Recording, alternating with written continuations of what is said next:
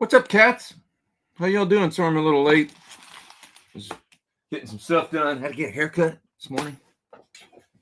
Just realized I left my coffee out here, so I'm going to grab it right now. I've got 2 coffees today. It's a long story. It's a mess in here. Disaster. I got to go to Japan tomorrow morning. Get ready. This is a lot of things going on. Today's one of those days. So anyway, hi everybody. Bear with me. Today's show will be slightly abbreviated because of all this, because I gotta split relatively soon. And I got a bunch of stuff I gotta do before I go. It's a busy Sunday. It's a busy Sunday. A while ago, I bought this cable. It's a TRS cable, TRS to TRS, like for an expression pedal, and I got it in purple, and I'm glad I did, because if you've got a bunch of cables around, guitar cables, and of course most of them are guitar cables, consider color coding your stuff. I don't know, just an idea.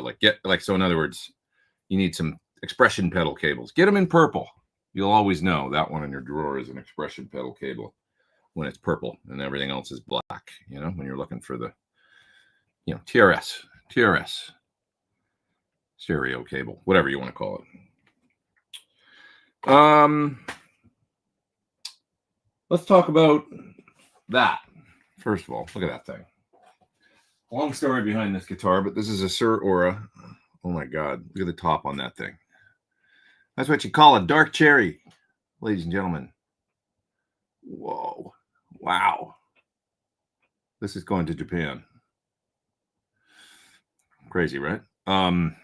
Beautiful. Absolutely gorgeous guitar.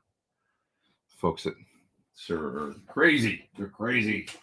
I'm taking that guitar to Japan.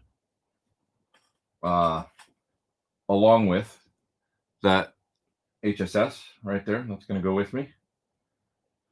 Along with my Floyded version, which is back there by the couch. And then my Mac Multi. I'm taking those guitars over there to do some gigs. There's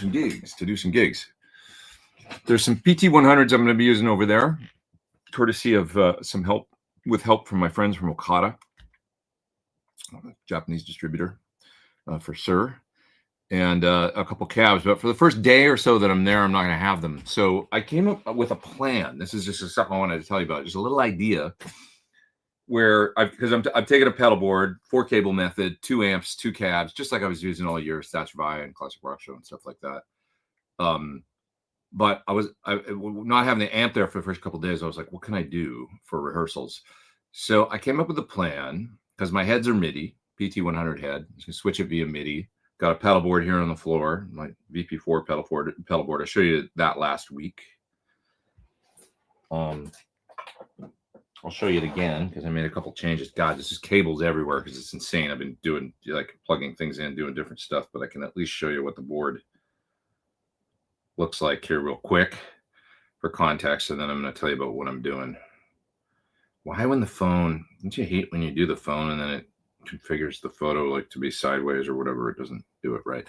Okay, here's the way the board, this is the final version of it. So VP4 on there. The Zelza's on there, but you're going to notice that I put a Jan Ray up there in the top. And then I've now got my Unit 67 on there from Drybell. So Polytune, Unit 67, Keeley 2-knob compressor, Crazy Tube Circuits fuzz, Archer for a Klon, Jan Ray for a light ampy overdrive, Zelza for phase chorus flange in front of the amp, Tone X on there, not using it right now, but it's on there and it's very useful if I need it. And then the VP4, which is working out great. And then of course the switcher is the Musicom Lab. So that's the board. That's the way I finally settled on configuring it. It's really cool. So anyway, I don't have the amps for the first couple of days. So what did I do? I thought, what about putting this thing here? Let me show you. To good use. The IRX. I was like, rent me, I said this to the production team over there, rent me a guitar power amp of some sort. They have those kinds of things a little more readily in Japan, like a Mesa or Marshall or a Fryette or something, because rack gear. Some people still use rack gear over there, and so yeah, so it's a little more commonly available. So I said, run me a guitar power amp, and I'll just run this into it. And I set the MIDI up, because this is MIDI, just like my amps. So I set the MIDI up in all my patches to switch from channel 1 to channel 2, and then channel 2 with a boost. And that's kind of like having the 3 channels on my amp. And lo and behold, it works and sounds great. This really works good. So the good old Friedman IRX, basically 2 channels. It's kind of like a Plexi. It's almost like a Friedman small box, really. 2 channels. One's a Plexi and one's BE style gain channel. So that's what I'm going to use for the first couple of days of rehearsal, and then I'll have the full amps and cabs. And I just rented a Marshall cab stereo, so I can set up my sounds basically the same, get it all going and stuff. It works really good. It sounds great. That's that story. All right, what are we talking about here? Hello, everybody. I'd be scared to gig that guitar, says Steven. I know, but you know what? You gotta you only live once. Don't be scared. No fear. No fear. VP4 is a nice pedalboard. For me, it does all I need. It seems 4 effects at a time is enough. Yeah, I mean, I'm only using it for the post stuff too. So I'm using it like just, for delay and reverb and stuff in the loops of the amp. So with the IRX, I'm basically coming out of the send of my switcher after the pedals, going into the IRX, and then I'm taking the main out of the IRX, going back into the VP4 for the stereo stuff. And then I just took the lines out of the VP4 to my studio interface, and I'm listening like that right now, but I'll turn off the IRs in the VP4, run it into a power amp, and go into cabinets for when I get to rehearsal. It's just for rehearsal for a couple of days. But also now I've got it configured and it can be my backup. I'll have it over there. And if all goes to hell, if something goes wrong with the amps or something like that, I could always just grab that and plug it in, and it's all MIDI'd up and changing just the same as the amps and everything. So it works as a great backup solution as well. Or if we need to do like a one-off or something, it's just cool. So are you going to Gear Fest? I'm not. They asked me to go. Suhr wanted me to go, but I'll be in Japan, so I'm going to be there for a month. Flying to Tokyo tomorrow in the AM. So I miss Gear Fest, unfortunately. But this has been a crazy year for gigs. I'm gigging all year. It's really good for me.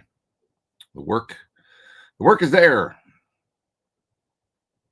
The work is there, so I'm going to go do it. Delay reverb, maybe chorus or flanger is enough stuff. Yeah, I mean, I'm using mainly still A's and verbs for me with the VP4. A little bit of pitch. I don't think I'm doing anything with chorus in the set that I'm playing. It's mainly delay and reverb. I'm using different reverbs and stuff like halls and plates and springs for different stuff. With the gig I do over there with Toshi, spring is a kind of a thing, because sometimes there's like sort of vintage rock sound and stuff where a nice boingy spring is the right thing. Stab a chord and the spring verb, kind of like a Fender blowing up, is sort of the sound sometimes. But then I'm doing some cool stuff with delays and stuff like that too with it. It sounds really good. I'm loving this little pedal board, to be honest. It's just easy with the FX 10D switcher, and it's a little simpler than my other board, and I'm kind of getting addicted to the simplicity of the programming and stuff. Is just really nice. So I'll still use my big board when I go to a classic rock show in January, just because I've got a lot of the sounds in the set already programmed in there. So it's just a little less work for me, but it's going to be a little more work to program depends on what the new stuff we're doing is when I go over there to do that gig, but I'm thinking in too far in advance. Let's talk about other things. What else are we going to talk about here? Let's see. Steven says, refreshing to turn on social media and see Pete after this crazy week. Thanks. Yeah, the world is bonkers right now. So let's just worry about guitar pedals for a second. Or not worry. Let's just talk about it. Let's celebrate. Let's put on my slightly blue tinted glasses. How's this look? That's a look. Why are they sideways? They're like crooked. That's what I mean. Do these help at all? Let's see. Not really. Actually, no, they don't do a damn thing for me right now. Those are my Caddis glasses. They're nice, but I tweaked my contract prescription a while ago, and I can see now pretty well. So, yeah. Okay. What else are we talking about here? Go on a cruise and travel. Well, I'm traveling to Japan, so somebody said that. Go on a cruise and travel. I'm already traveling. I'm traveling. Help, says more guitars. Thanks for that super chat. I need a semi-hollow for gigs. Played Strats, Tellys, Les Pauls forever. The 335 seems gigantic. Oh, yeah, get a 339. Yeah, I didn't need to super chat me with that generous one to get me to tell you that. I would have suggested it anyway, but thanks for the super chat. I do appreciate it. It's too kind. Keep me in coffee. Like I said, I got 2 coffees around here today. Long story, but an iced one and a hot one. Let's stay fueled up and caffeinated. 339, very nice guitar. Yogi used to have one with Chris Cornell. I remember him using it, and I really like that guitar. Absolutely no reason why not. No, what not to is what I meant. Get a 339 if you find a 335 is too big. Out of all those, Yogi used to play Duesenbergs too. They're pretty cool. But if you basically like a 335 and you like the look and the shape, but you just find it big, just get a 339. That's my suggestion. Very, very, very cool guitars. Yogi's was kind of deluxe. It was almost more like an ES 355. Is that the model that would have the ebony board and the block inlays and the gold hardware and stuff? That was like Yogi's. He had a red one with a Bigsby and gold hardware and blocks. It was a kind of deluxe. And I really like that guitar. I just thought it was really cool. So, yeah. You are welcome. I mean, I would like to have one myself, to be honest. So it's like I just think they're cool. Yeah. Have you played the Mesa Boogie Badlander? I haven't really, that particular amp. I have not. I have a Boogie again though. Up there, it is, a Mark IIc reissue. I like that amp. It's nice. I like those classic ones. You know, there's something to be said for the Mark IIc Plus, as well as the the originals, the dual recto too, original one. I liked it, for what it did, cool. Yeah. What else we got here? Let's see. Do you ever play baritone? I do. Yeah, I've only got one, but it's really cool. I highly recommend it if you just kind of want one around, but you don't want to spend a lot of dough. It's a little. Oh, now it's got a nick in it. That's my Mosrite looking Dano. So there it is. Big.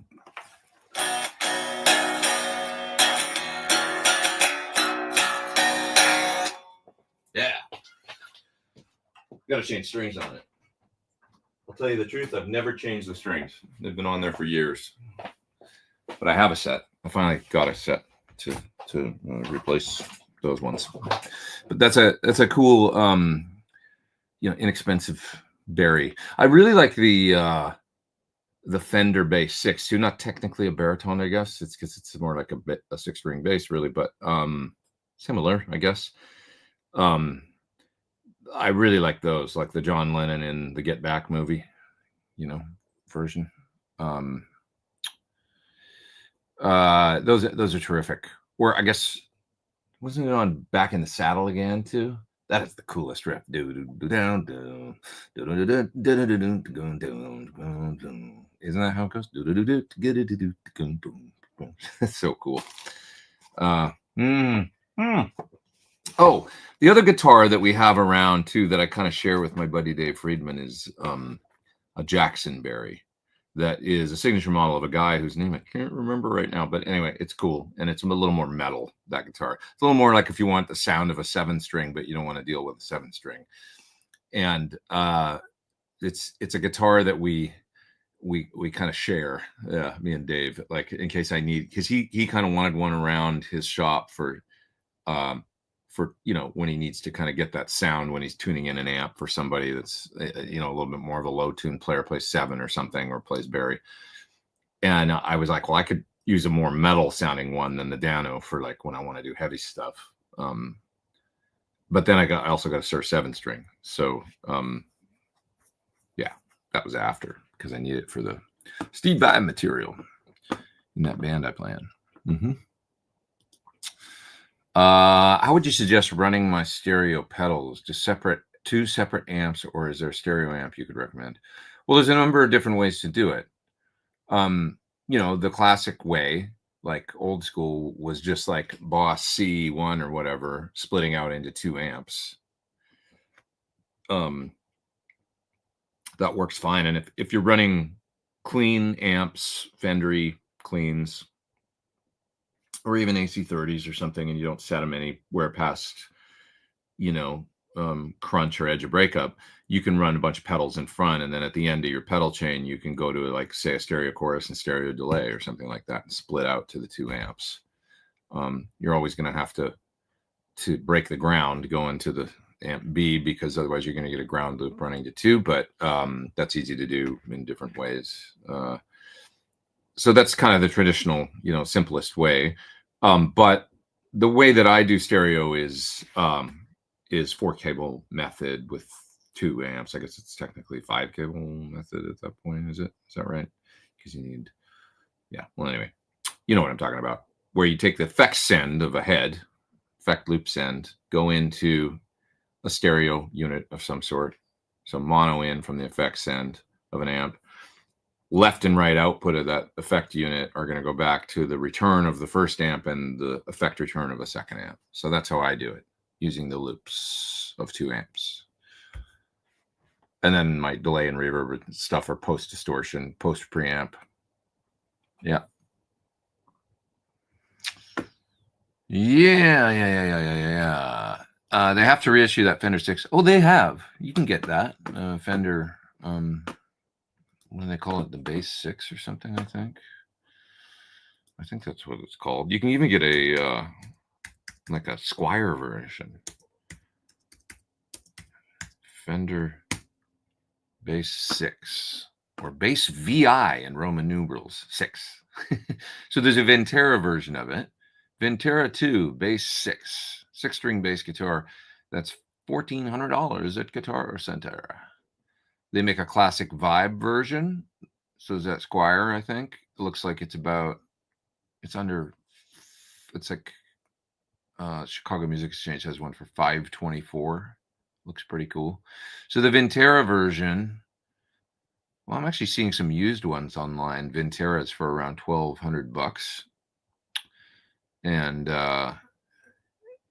that's a cool way to go. Or you could go with it looks like anywhere $500 to $600 or $1,100 or $1,200 for the the 2 different models that Fender kind of currently has. Now, I think I've seen custom shop versions of it too, if you want to really spend some money. I'm sure you don't. Oh my goodness, there's another super chat. Thank you for that. I put the TB1 Thornbucker 2 into the A2 feel. Oh, you put, okay, that's interesting. Ernie Ball Music Man Axis.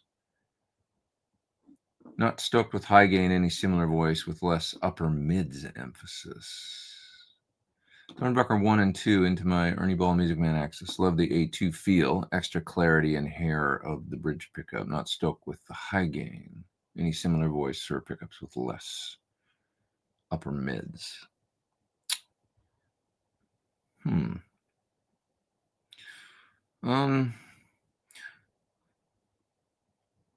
I wonder if it's the Alnico 2 that bothers you. You might like a Thornbucker Plus more. I think that the A2 probably, to me, has more mid-range, is a little more, because I think of it as that warm A2 thing.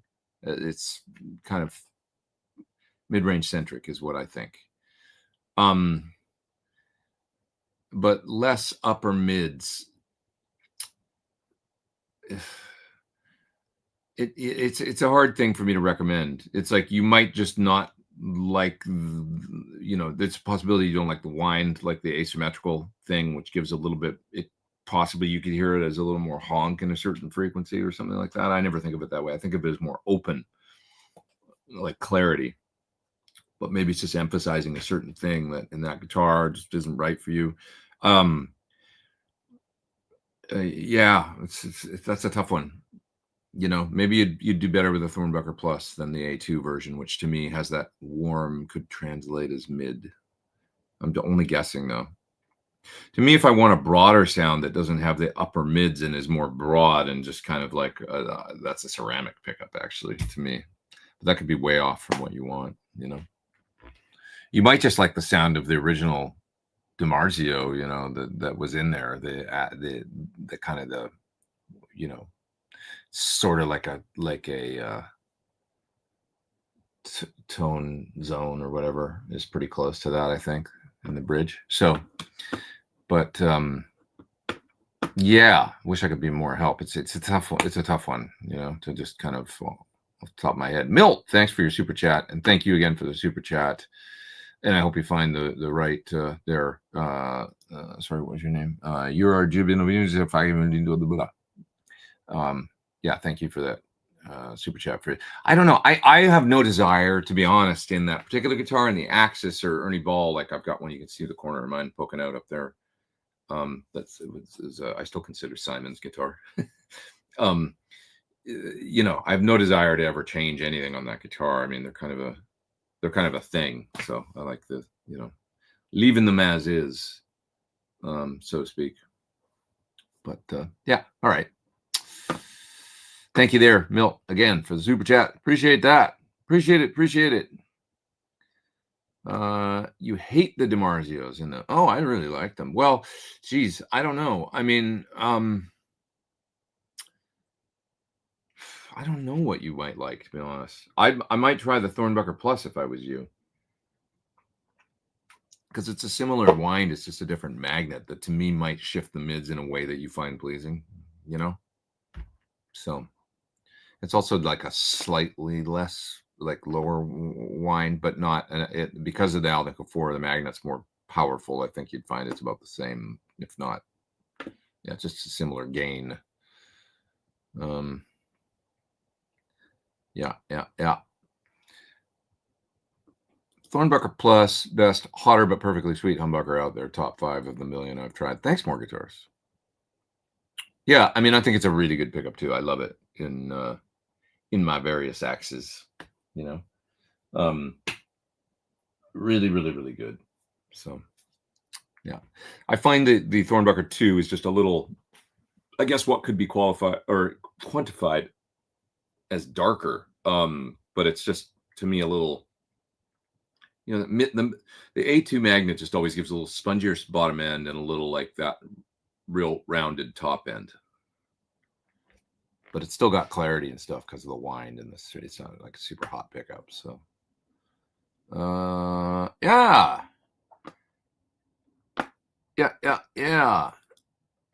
There's Dory says, hope you're having a great day. Thanks so much. I am having a great day so far. Today is a good day, as I like to say. There'll be bad days, and today's not one of them. At least not so far. Everything's good. I like to take stock that way. There's going to be bad days in life, right? We're all going to have them. Today ain't one of them. I'm having a good day. So I hope you're having a good day too. All of you out there, I hope you're having a good day. So anyway, you can show me how to play Secrets on a 6 string.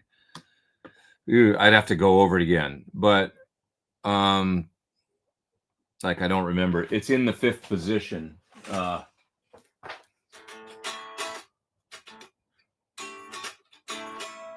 I don't remember it right now, but it's like I forget songs like crazy. So, but it's got, it's one of those like this A and this, but I can't even write.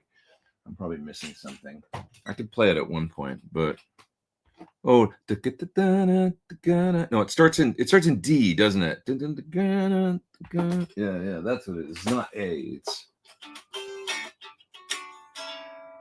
maybe that's it.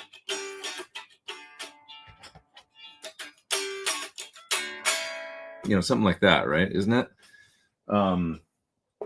Start in the 5th position and see if you can find the little, the little D shapes. And then it might have a drop D, maybe, so you're,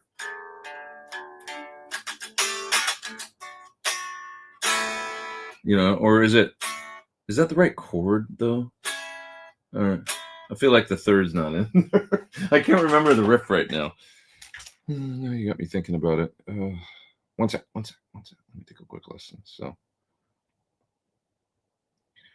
we're gonna figure this out. I'm not gonna phone it in. I'm gonna do my best for you here. Secrets, Van Halen. I can at least give you the first couple notes of it. Let's see. Let me take a listen here.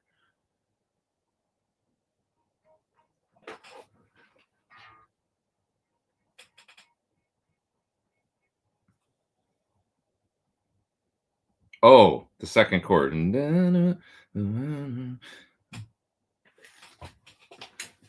got acoustic in E flat, even I can.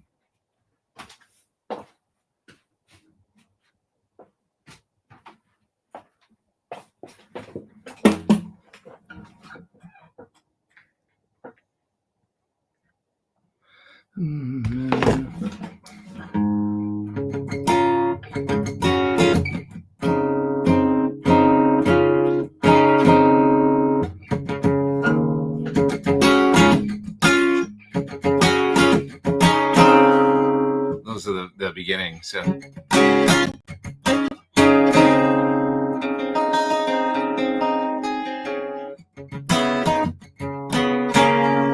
something like that, right? So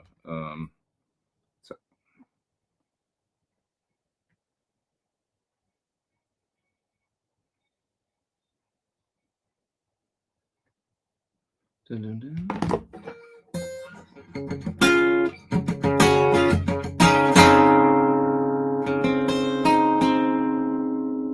You know, say it goes up to there's a it's in E flat, so it tuned down, so something like that.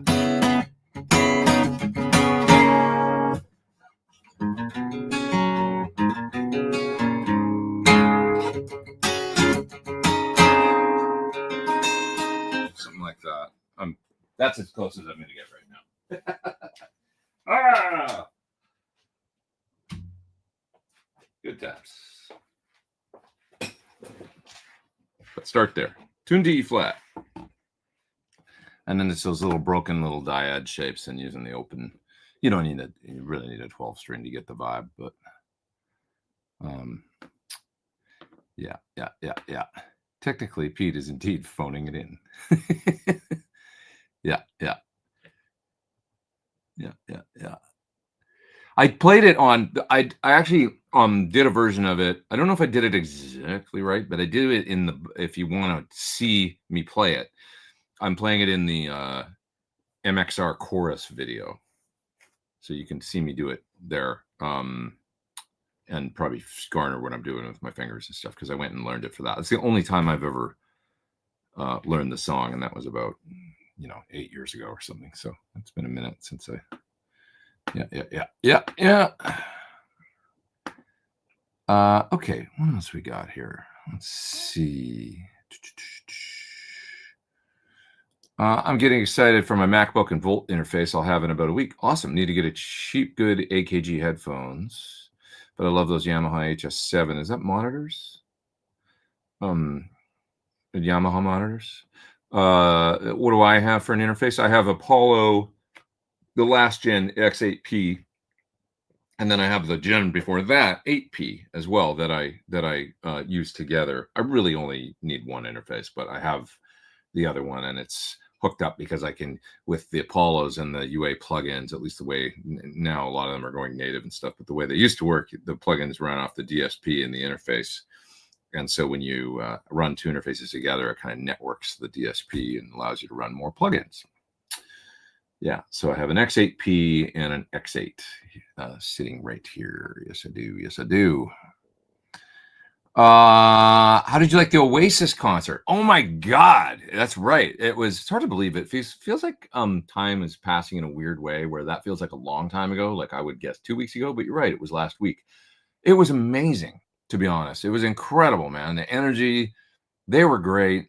They're a better band than they have ever been, I think. Like flawless performance, singing, playing. The visuals were incredible, I thought, and I thought the sound was absolutely impeccable. Like the best I've seen at a big show, maybe ever, to be honest. And it is one of the best shows I've actually ever seen.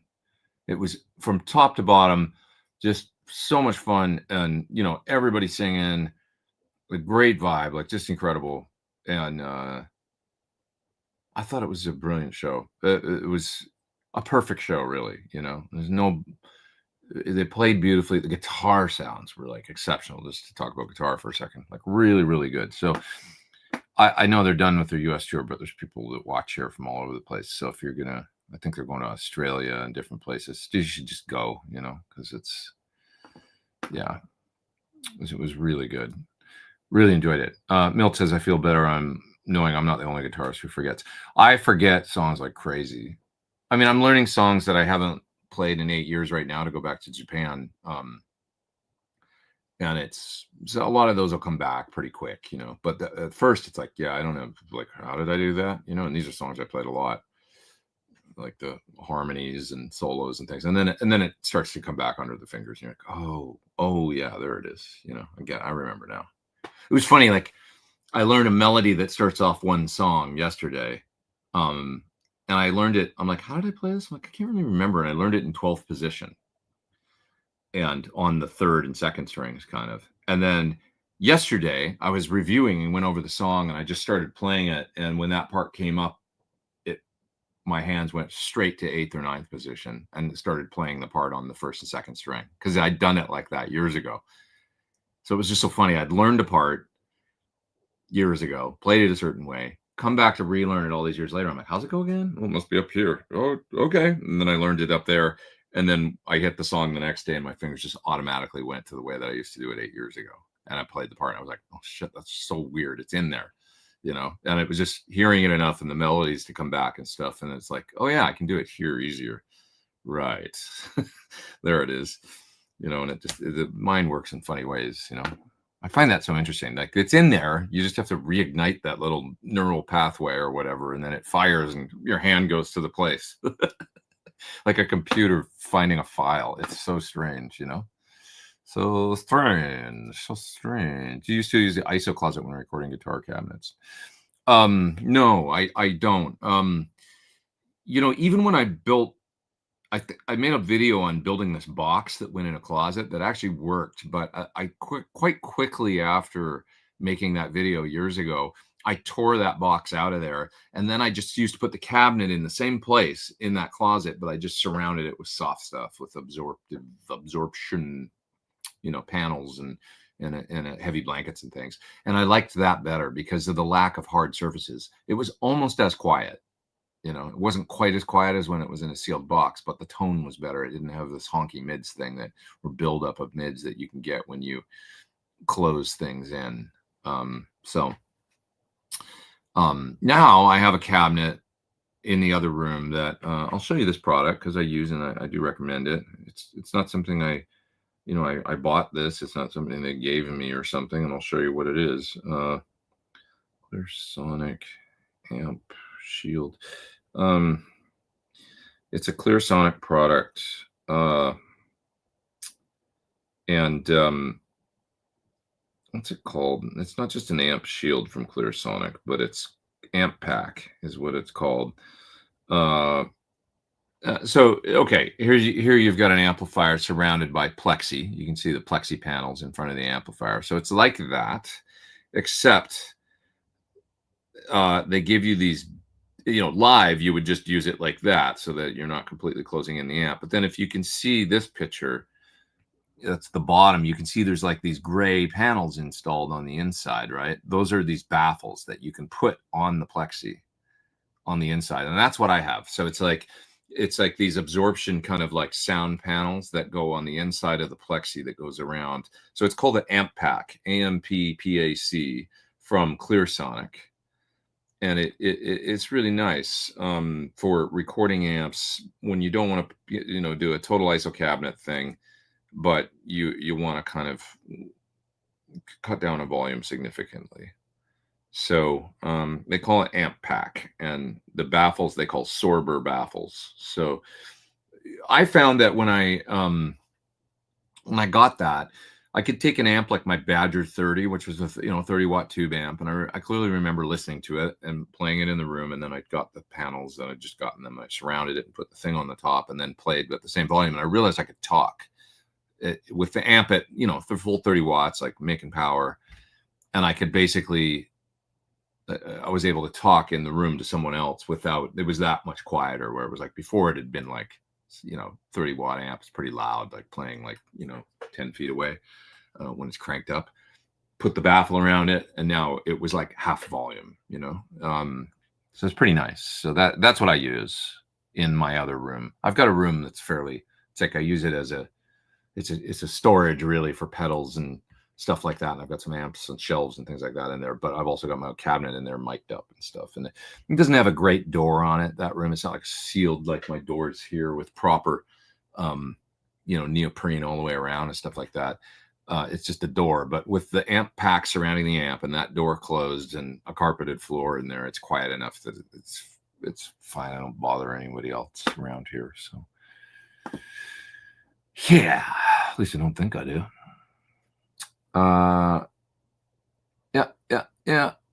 All right. What else? The intro to Panama. The intro to Panama is like, I can show you the intro to Panama just for fun because I have played that recently, so I know what that sounds like. Because the chords are great, and not a lot of people get it right. So the intro to Panama is. Isn't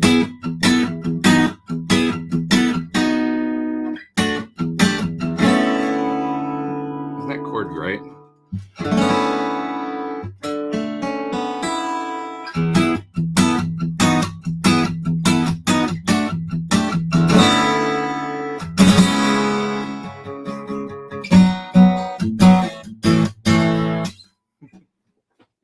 Nice chords.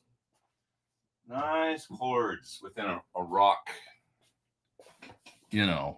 distorted context. Eddie wasn't afraid to play some voicings. Love it. I'm really liking that guitar that I was just playing. That's my old Gibson Sheryl Crow. I've had that thing for 25 years. It's like a sort of like a hummingbird, more like a country western actually. And it's the Sheryl Crow signature model. Like a 60s country western. And it sounds really good, that guitar. It plays really good. I'm just digging that guitar. I want to start using it more. Not crazy about the pickup in it, so maybe I'll get a better pickup system and then play it a little more. Simplest amp I own, and why do I like it? I would say the simplest amp I own and like is probably my Top Hat. That's up there. That's basically an AC30. So this one, I mean, I could say the Black Star Fly, the $75 that I throw in my backpack or in my suitcase. That's this little solid state battery powered. That's my backstage fun practice tool. That's probably the simplest amp I own, and it weighs like 4 pounds, or if that, maybe 2 pounds. But for a tube amp that's actually like, a gigging kind of, that amp probably is the simplest amp that I use and like, and it's basically an AC30. So I love the good old, not just in controls is it simple, but in the circuit, it's simple. This channel is basically a gain stage into a power amp. That's all it is. The normal channel of an AC30. That's what this is. So volume 1 and a tone control. And I don't think the originals, they didn't even have a tone control, did they? The normal channel of an AC30, the Brian May channel, it was just volume right into the power amp, no tone.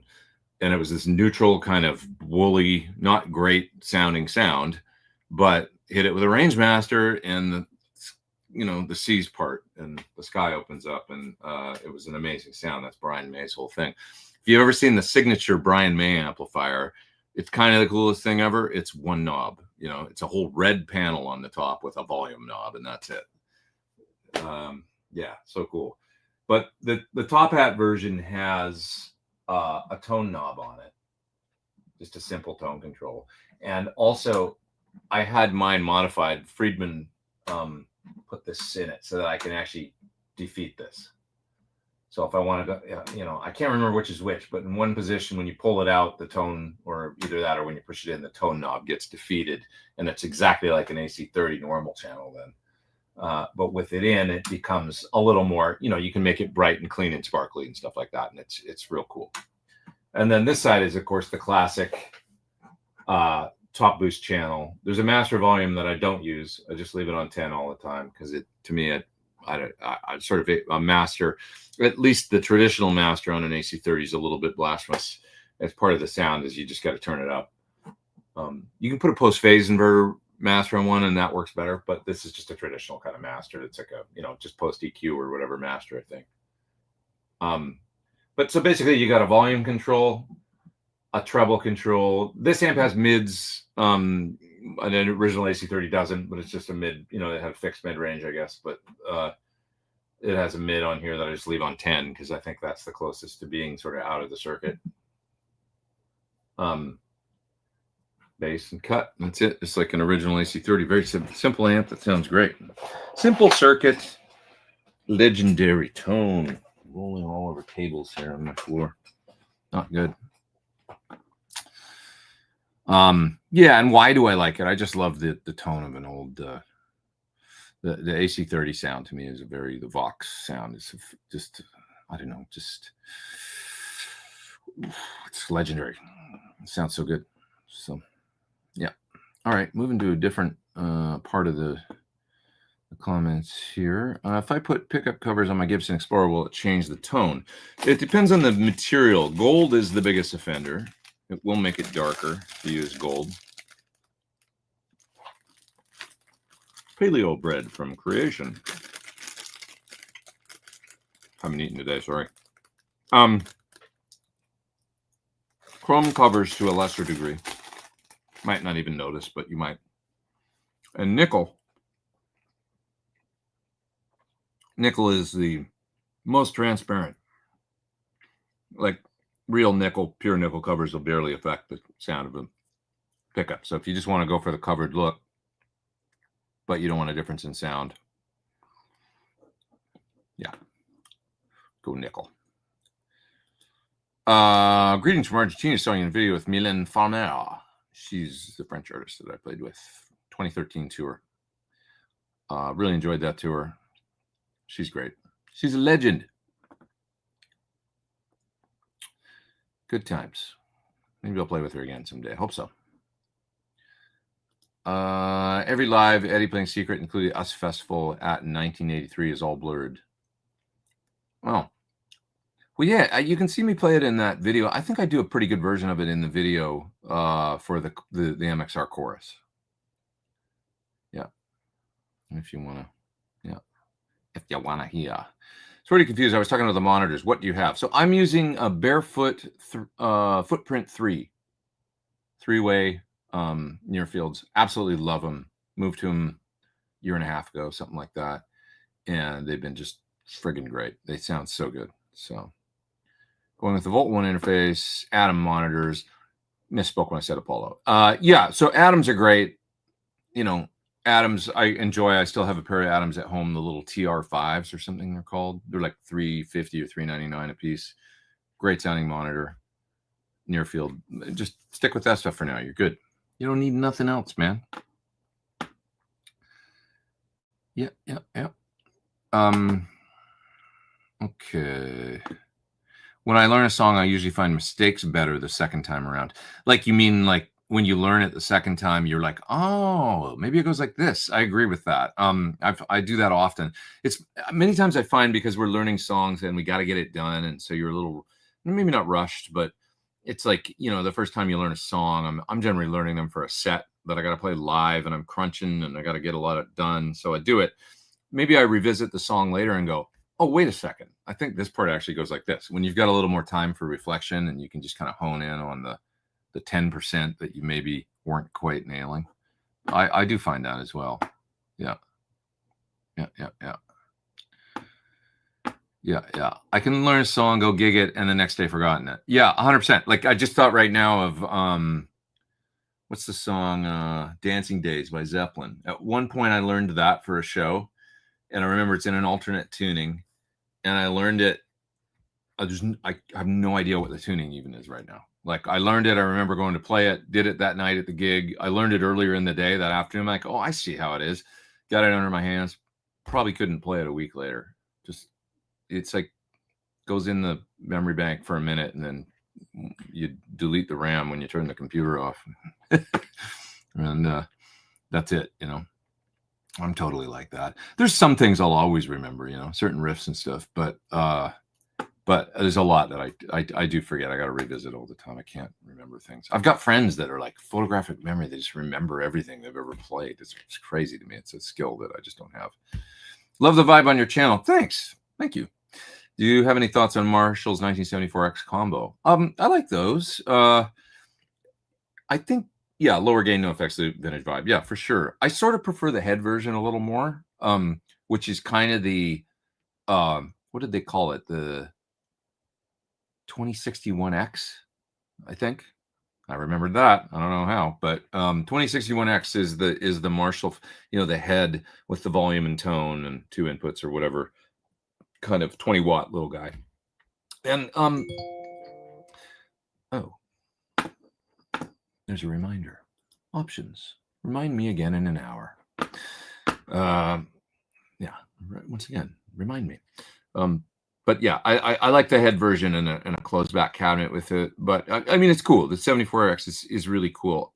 I probably gravitate a little more towards the SV20, like the combo that's more like a 4-hole Plexi and is also low power. That would be my, like a little more than a 74X.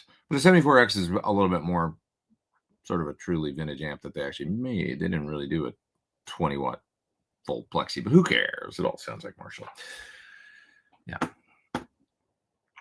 I think it's a little, I mean, it's more akin to if I had to guess, I mean, the 74X is going to get you into sort of, well, I don't know if it's anything like it, but JTM 45 is what I was going to say. A little bit more of that, more so than it's not going to do, a 74X isn't really going to do Van Halen, you know, or Angus Young, more like Malcolm Young maybe, and a little more like bluesy breakup, I think. What do you guys think? Anybody that's had them? Whereas the SV20 is a little bit more like their baby Plexi that can be a bit more, it's just a little more versatile, maybe, I think. Waiting for your new signature, sir. I hope you get it soon. Thanks, Jeff, for getting one. Thank you. I like your haircut in this MXR chorus video. I don't even remember what it was back then. No idea.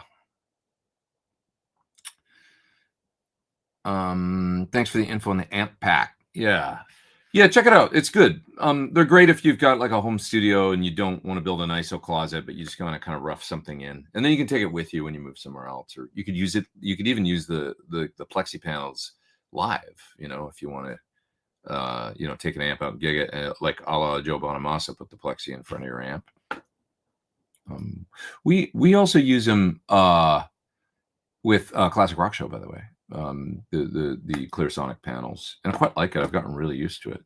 So yeah.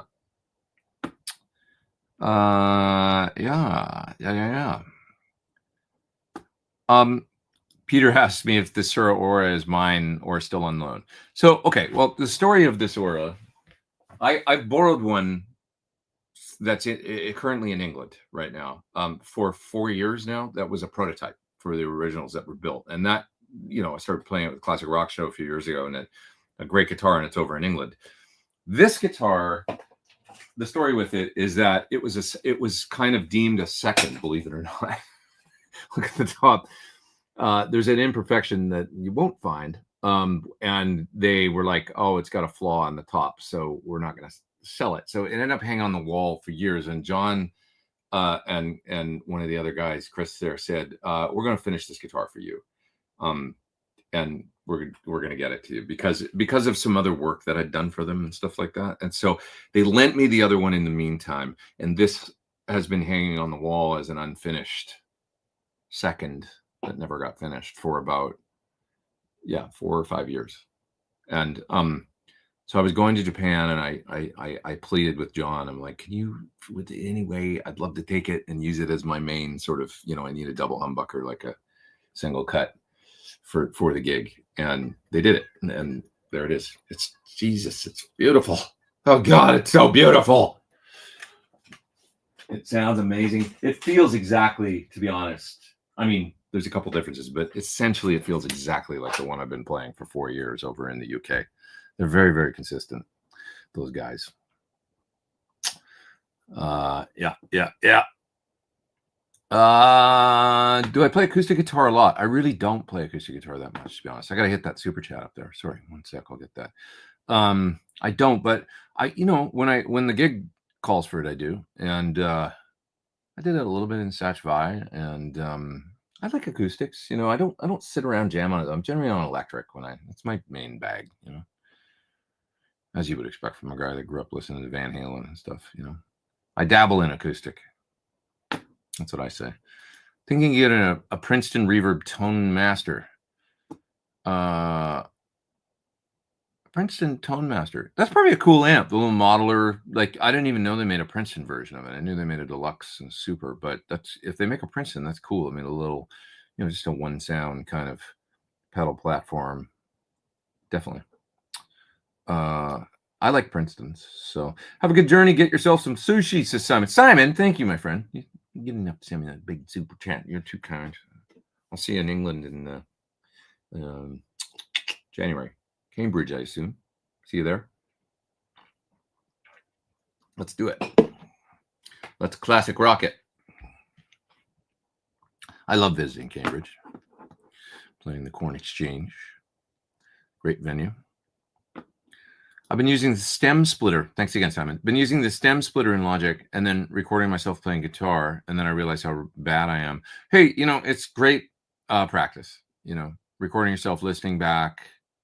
Nothing like it for trying to find areas to improve, and just, it's honesty, and that'll change. You'll eventually get to the place where you record yourself and go, damn, I'm pretty happy with that. That sounds pretty good, so yeah.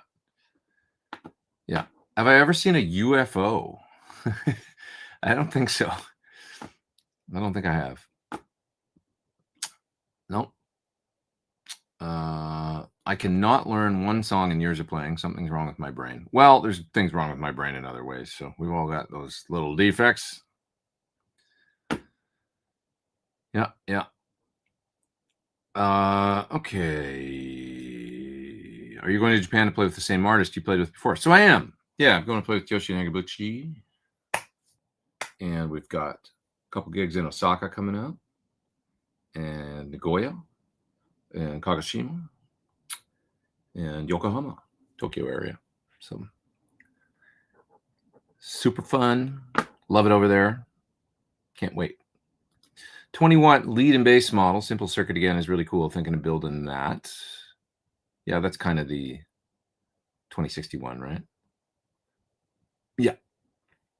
I still wonder why the Jubilee sound never took off with higher gain players. I think it's like the perfect monster, says Arthur. Yeah, it's not something that I personally bonded with, actually. That sound of the Jubilee, it wasn't really like, I don't know. It's not my, I prefer, to be honest, a 4-hole Marshall is my favorite, really loud and a bit unruly, but that's my favorite. I don't mind the, what sort of became synonymous with the JCM 800, but before that it was the 2203 or 2204. I don't mind those, but I feel like they need a tweak. They need some mods, and then they can sound really great too. But right out of the box, a 68 4-hole Marshall that's kind of my thing. What does that guitar weigh? That one weighs not very much, 8 point something pounds.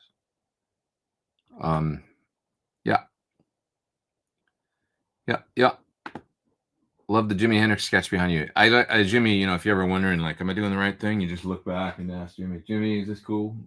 He gives you the vibe or not. I got that in Venice Beach. I forget it's even there, but there's Jimmy. I love that painting, actually. I love the guy. It was on the beach, and I had to go get my car and like get it close and then carry it back to the car. I gave him $100 and something for it, I think. He was a cool artist that was just out on the beach. Had a bunch of those. So that was years ago. It's the second time I found something on Venice Beach, I guess, because I've got a cat from there too. Nini. Chi-Chi, that guy. He comes from Venice Beach. Just on the beach in a box, much like that painting was. Yeah. I couldn't leave him. I couldn't do it. Just wondering, if I have PT 100, would I be able to get the same tones out of a Badger 35 or 30, or do I need one? They're very different, to be honest. A Badger 30 or 35 is more cathode bias, that softer attack, round notes, its own thing, smaller, sounds like a, it's like the Badger to me is like a great mid gain or edge of breakup amp. That's what they do really, really well. And like, is it dirty? Is it clean? Americana, kind of like, just has this great sound. A little more compressed sounding, a little more. It's not AC30 though, because they don't really have that kerrang in the top end or the blizzard of nails or anything like that. But they do have it's a more American version of that kind of thing, that edge of breakup sound.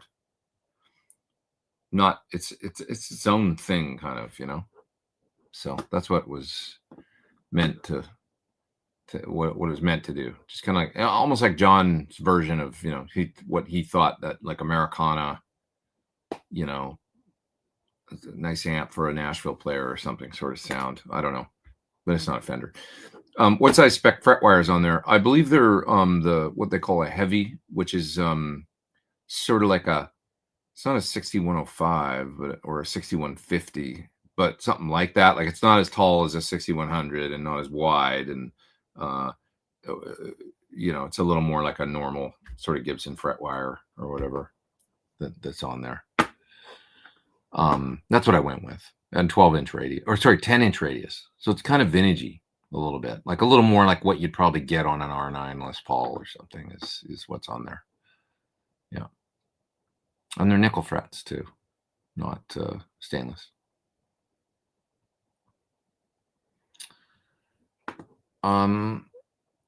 What's the pedal for boosting? What's the pedal for boosting after? Well, boosting after an overdrive or distortion, generally I think a clean boost is what you want. If you want to just up volume but not get more sustain, you just need like a solo lift.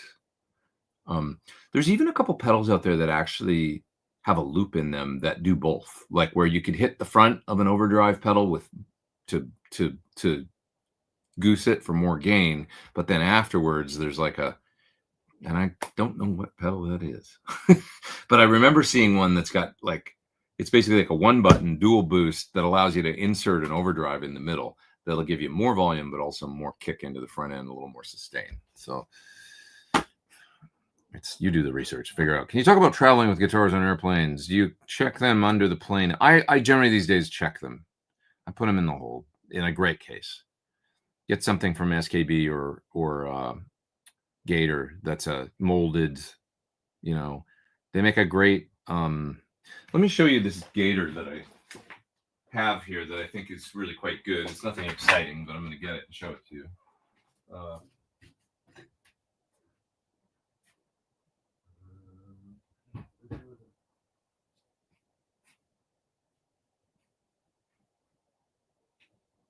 Oh, it's right here.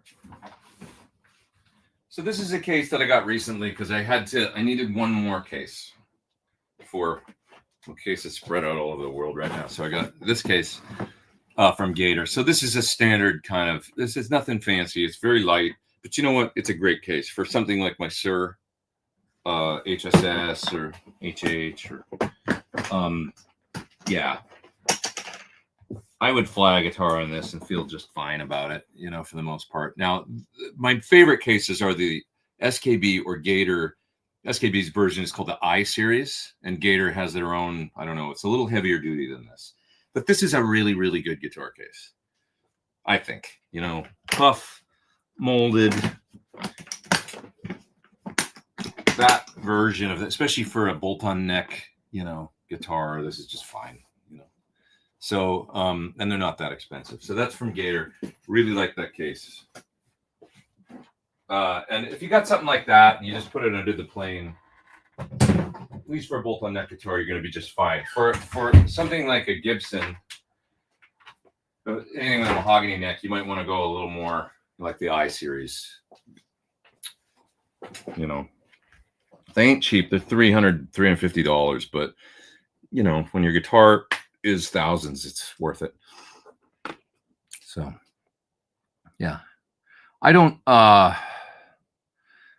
really like want to deal with showing up with guitars and gig bags and trying to put them in the overheads and, you know, in the closet and stuff these days. I just gave up on that years ago, and I'd find it's better to just check it as baggage. And now I don't have to. One thing I hate is carrying them through airports and stuff, and then just dealing with the, you know, the gate agent. If anybody's like a pain in the ass, it's just I just don't want to deal with it anymore. I'd rather check it. Yeah, you know, get a case that you know cannot be like destroyed, where they can throw it. You know. Yeah. All right. What else we got here? Let's see. In my studio, I use a Grossman ISO cabinet. It's made to order by a small German company. It's a very convenient size. Do you feel like it sounds the same? Like if you were to mic my question with them is always like, if you mic it with the lid closed or whatever, the door closed on your ISO cabinet, and you record, and then open it up and play the same thing again and record, does it sound the same? And if it doesn't, then I can't deal with it, because all the ones I've tried don't. They all sound boxier with it sealed. And I hate that sound. The more mid-range and stuff, it just drives me crazy. For some people, it might be fine. And to be honest, this ship sort of sailed years ago once I discovered like good reactive loads and impulse responses. And it's like, oh, well, this is far superior to anything that, you know, that ISO cabinet wise that I was ever able to find. You know, and for many people, like miking a cab in another room is a more difficult, you know, like I gotta have good mic pre's and good mics, and it needs to be able to make some volume, and also there needs to be volume, and by that I mean space, the two kinds of volume. If I'm miking, if I can do all that, I can get a really good sound, and I still like to mic. But if I didn't have that option, and if volume of both bass and sound was an issue because of, you know, neighbors, or, you know, I'm in a house with other people and I want to bother them, I'd just go reactive load and IRs, because you can get amazing sounds doing that. So these days, but probably better than, you know, it takes some skill to mic a cabinet, and it takes more money and more resources and more space and more everything. So, you know, that's if you just want to go an easier route, just use a reactive load and don't feel bad about it. Does CRS tour begin before or after the NAMM show? Before. Unfortunately, I don't think I'll be in NAMM this year. I would like to be there, but I was there last year, and it was some effort. I went in the middle of the tour, so I flew back from England for NAMM. So, you know, with some effort and expense. And I don't think I'm going to do that this year, because we have gigs. We have gigs like right over NAMM weekend. Like it's like 4 shows blanketing the whole. And it's like, instead of spending money, I'm going to earn money and be on the road, and I just won't be at the show. I did enjoy going to the show last year, though. But if I only make it every second year, I'll be there the following year for sure, because I think I'll have something to talk about then, gear wise. But for this year, I'm not going to go. I don't think so. That's my feel. I'm sure it'll be a lot of fun, and I'll miss it, and I'll see pictures of all my friends, and I'll have hardcore FOMO. An old Marshall 100-watt 2203 master volume is a wonderful pedal platform. Yeah, for sure. They're great. You know, even into the lower gain, right? The bottom input can be terrific for, you know, cleaner stuff. Have you played any amps done by Mark Sampson? Well, that guy. That's a Mark Sampson design, the Era 30, and I absolutely adore that thing. And I did the video for that amp. I told the story last week already, so I don't repeat. But but I will. Got that amp, made a video for it, loved it so much. I was like, I have to get this amp. So I did from them. Which it doesn't happen often, but it was like one of those ones where it was just like, because I love EL84s and that sound, if it's done right, especially. And I feel like that particular amp has got enough like pushing that design forward and different stuff where I was like, this amp's rad. And it's a sound I don't have really in here.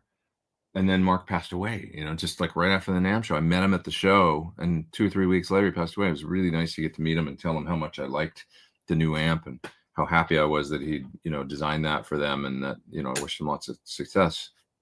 That's life, I guess. It's just unbelievable. But he made a really amazing amp. It's a great tribute to his, testament to his design. So yeah, 100%. I mean, I remember the DC-30 and stuff, of course, going way back, which became kind of some modern classic really now, isn't it? So yeah, he's a good amp designer for sure, like great amp designer.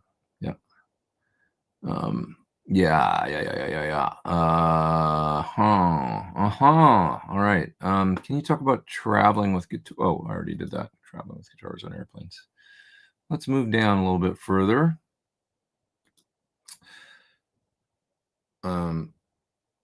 One of my friends said he can't just learn songs fast like me, but I can't just go to any note on a fretboard like he can. He blows my mind. I'll show you a cool exercise if you want for that. Sit with a metronome and set it to the slowest tempo that you can do this. Consider, here, I'll tune up. This guitar might be an E flat, but no open notes. This is going to be a little exercise. No open notes.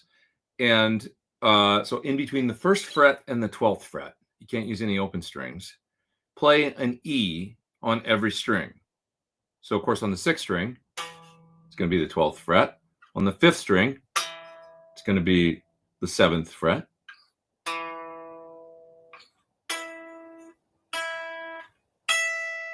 Okay, so all the E's.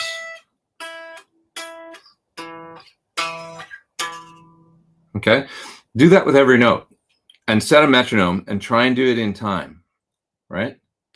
So let's do A's. Then go backwards. Okay, and just do that every day. Have a cup of coffee in the morning, set the metronome, do it as fast as you can do it, or slow as you have to. Don't make any mistakes. And every day up the metronome a little bit more. And then, pick harder notes for guitar players like B flat. Do them all, right? And just do that every day. And lo and behold, I swear to God, within 30 days, you'll know all the notes on the neck.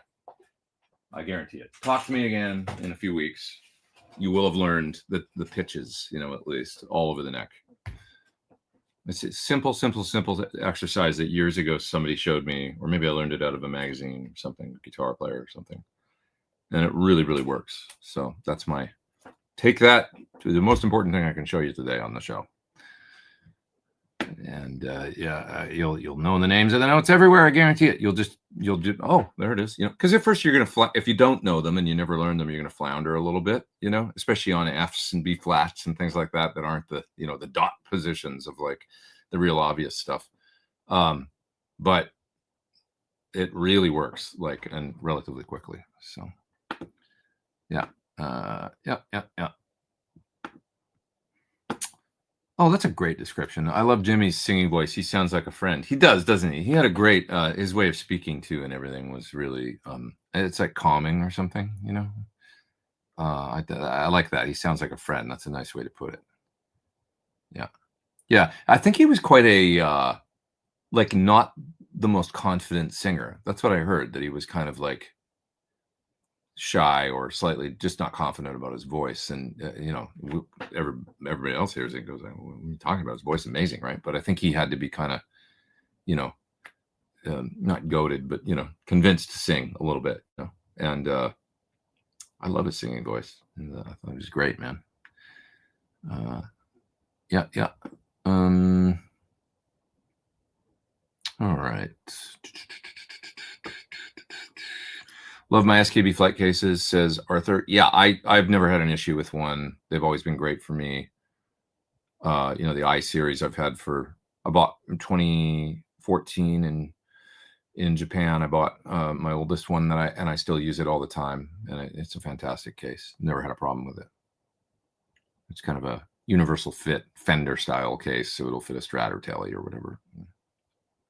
Yeah. A few words about your Jackson, the guitar that I learned on. I mean, I did most of my practice on that, bolt-on neck, 2 humbucker, Floyded Jackson, and always will love it and keep it. Yeah. Just wondering if you have a favorite color. I guess it's kind of red because I get a lot of red guitars, but if there's a favorite. Yeah. You definitely insure your guitars for flights, right? No, not really. Nothing beyond the standard,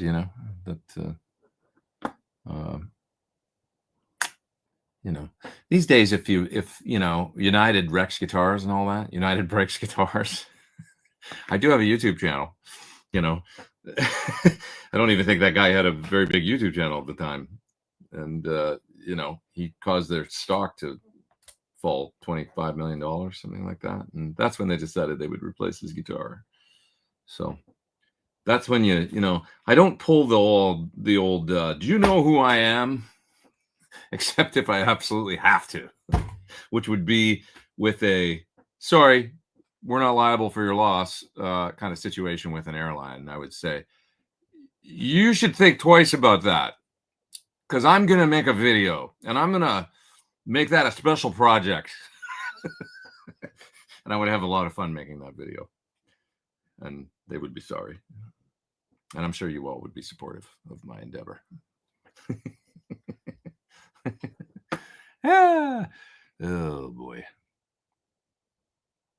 I pulled that once. I did. It was with a rental car.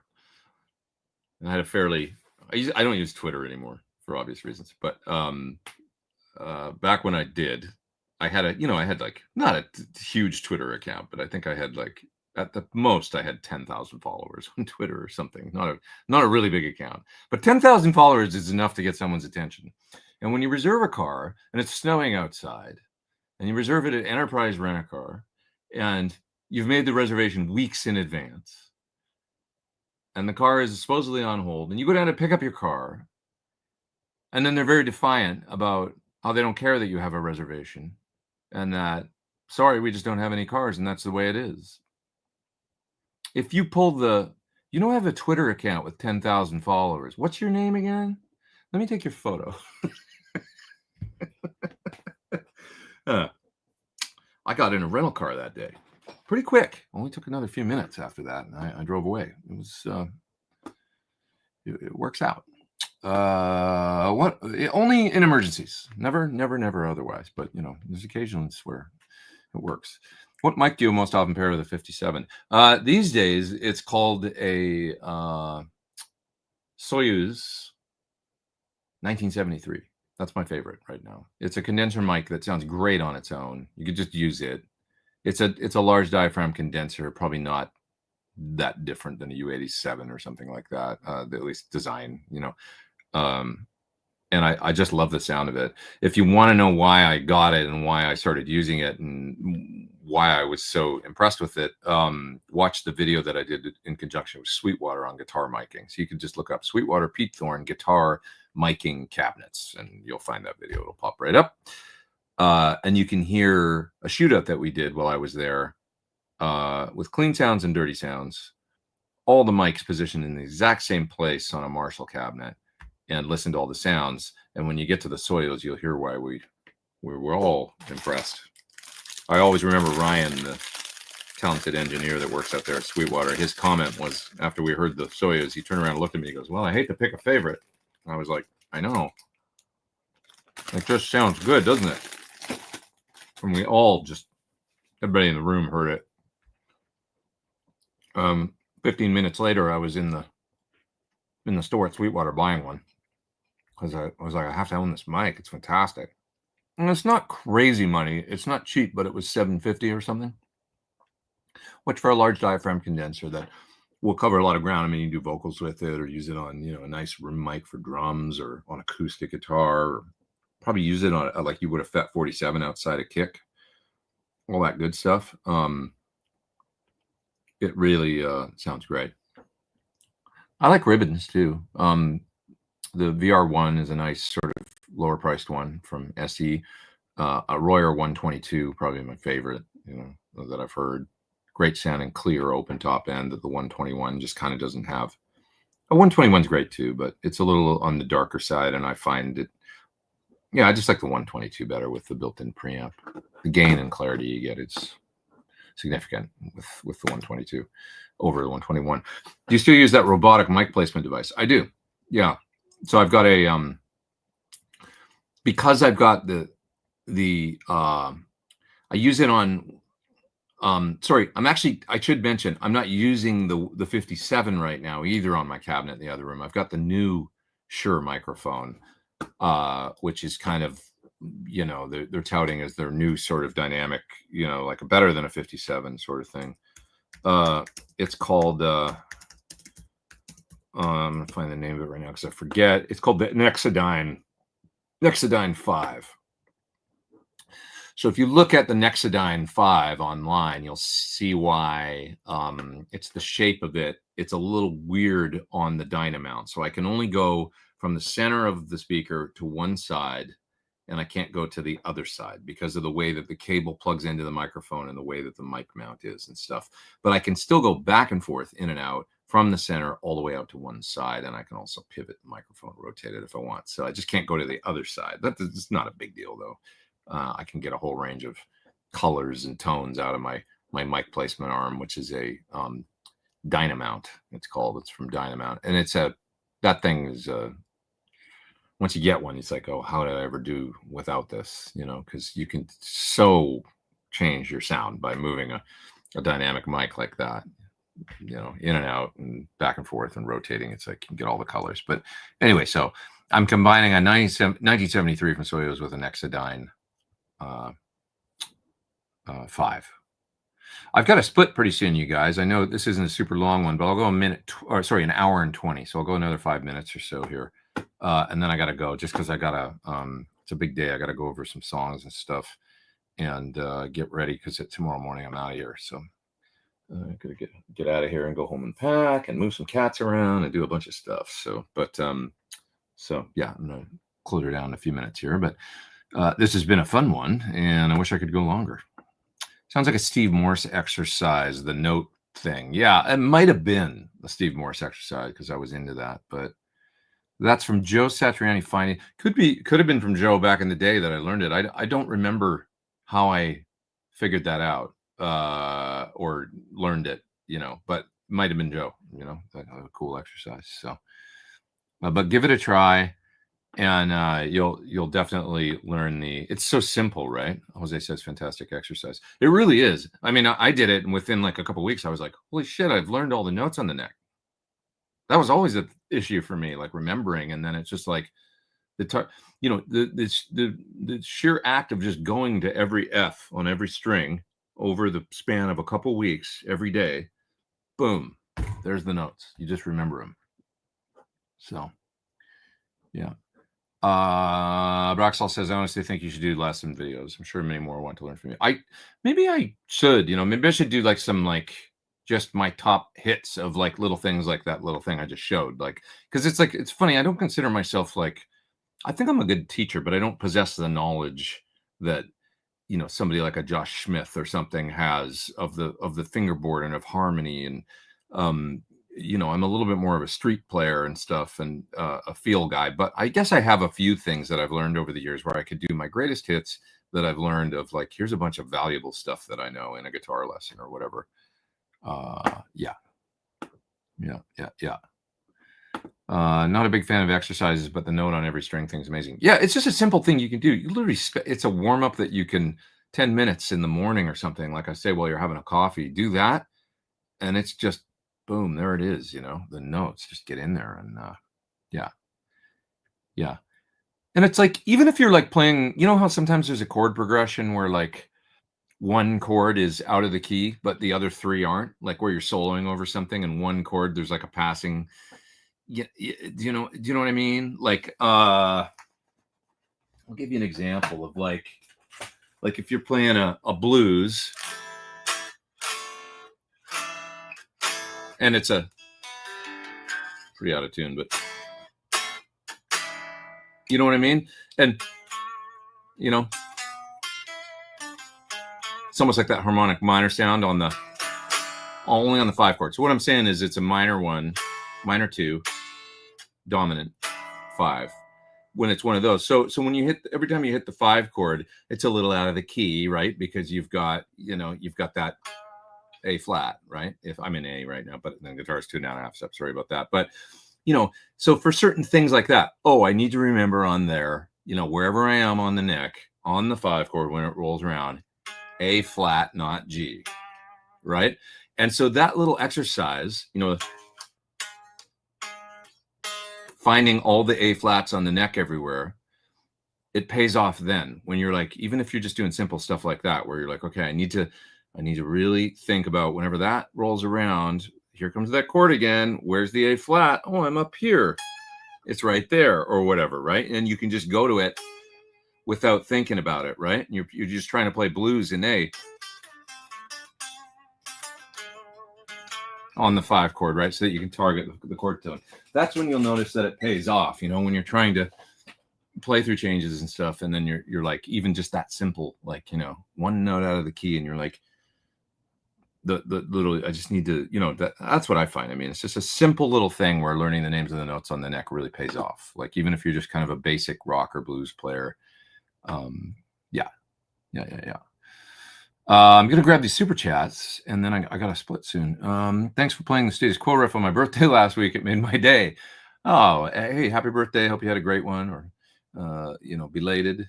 Looking forward to seeing you in North Wales in January. Me too. Looking forward to it. Getting back with my buddies and playing some rock and roll over there. Thanks, Pete, says Tomaz. I hope I'm saying that right. Tomaz. Thank you, man. Appreciate the super chat. And yeah, there's Victor saying thanks for that. Appreciate you. Hey, have a wonderful time in Japan, says Eston. Thanks for another great stream. Thanks for the guitar exercise. Seems like an excellent way to get to know the next names of the notes on the neck. I'll be trying it today. Excellent. Yeah, just remember no open notes too. I maybe didn't emphasize that enough. Between the 1st fret and the 12th. No open, fine note on every string. And you're gonna, it'll really pay off. I guarantee it. Thanks, says Tom. Hey, thank you. I better split. I'm at about an hour and 22 minutes. I said an hour and 20. I appreciate all your super chats and stuff, you guys. You're all too kind. And get myself some sushi from Simon there. I'm going to do that tomorrow or the next day by the time I arrive. You lose a day going to Japan, of course. So I'll be hitting you guys up from over there. Next Sunday, what am I going to be doing? I don't know. I think I'll be in rehearsals still. I don't know what I'll be doing, to be honest, but I'll figure it out, and I'll figure out a time to do this. It might have to be like I was saying before, maybe either is it earlier in the morning? It's kind of earlier in the morning, or maybe might be at a weird time, and people might have to rewatch or something, and we'll just see who's online. If folks are in Europe and stuff, it might be better for them. But I'll put up a watch. I'll try and put up a watch page the day before, like on Saturday, so you all know when it's going to be, and if you can make it and stuff. But it, just because of the time shift, I'm going to be going 16 hours forward. So I'll figure it out. We'll keep it going. We'll keep Sunday Live going, and then in a little over a month, I'll be back here in the studio, and for a few weeks, I'll be back, and then I go back to Japan. Back and forth, back and forth, back and forth, back and forth, back and forth, and then it'll be December. Before you know it. All right, everybody, have a great week. Thanks so much. Thanks for being here. Thanks for hanging in there. Be nice to one another. Love you all. Miss you in advance. And take care.